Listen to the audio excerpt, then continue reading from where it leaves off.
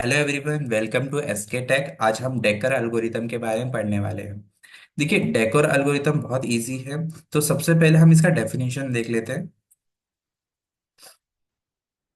ठीक है। तो it is a one of the easiest solution for the critical section problem in concurrent program.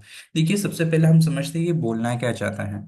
देखिए, आप जैसे कि बहुत सारे आप लोग रिसोर्स यूज करते हैं। रिसोर्स का मतलब हो गया है जैसे कि आप लोग प्रोजेक्टर यूज कर रहे हैं, प्रिंटर यूज कर रहे हैं, जो एक्स्ट्रा चीजें यूज कर रहे हैं। तो ये हमारे कंप्यूटर से कनेक्टेड होती है। तो ये प्रोसेस एक टाइम पे एक ही काम करता है, बट हम बहुत सारी चीजें लगा देते हैं और हम कंप्यूटर को बोलते हैं कि ये सारे काम करें, जिसकी वजह से ना प्रॉब्लम हो जाती है। तो डेकर एल्गोरिथम क्या करता है, ऐसे प्रॉब्लम से बचने के लिए हम लोग कुछ एल्गोरिथम को यूज करते हैं। देखिए, आप लोग ने कॉलेजेस में बहुत सारा एल्गोरिथम पढ़े होंगे। पीटरसन एल्गोरिथम पढ़ा होगा, बेकरी एल्गोरिथम पढ़ा होगा, डेकर एल्गोरिथम अभी जो आप पढ़ रहे हैं। तो ये सारे एल्गोरिथम सिर्फ इसलिए पढ़ते हैं बिकॉज हम लोग क्रिटिकल सेक्शन के जो प्रॉब्लम्स आते हैं या कुछ ऐसे प्रॉब्लम्स आते हैं, उसे बचने के लिए हम लोग एल्गोरिथम को पढ़ते हैं।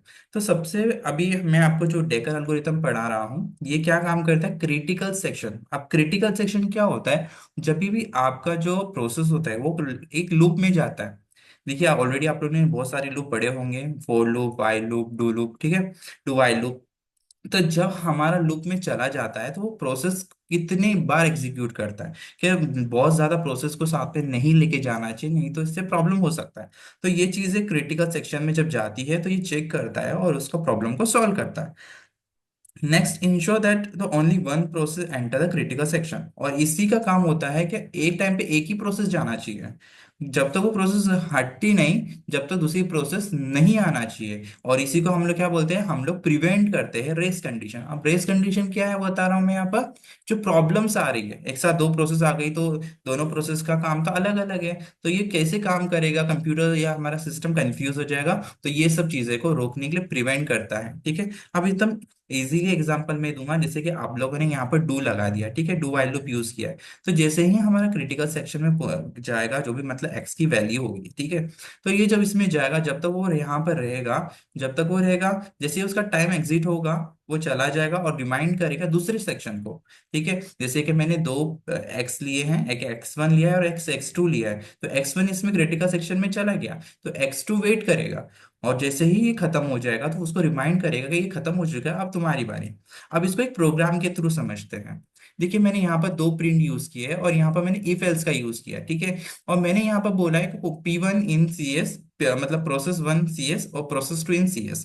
तो ये प्रोग्राम का मोटिव ही ऐसा है कि मैंने यहाँ पर बोला है कि कौन किसको पहले आना चाहिए, कौन फॉन्ट P1 चाहिए या P2। ठीक है, मैंने दोनों की वैल्यू 0 रखी है और तीन अभी मैंने टर्न 1 रखा है। ठीक है।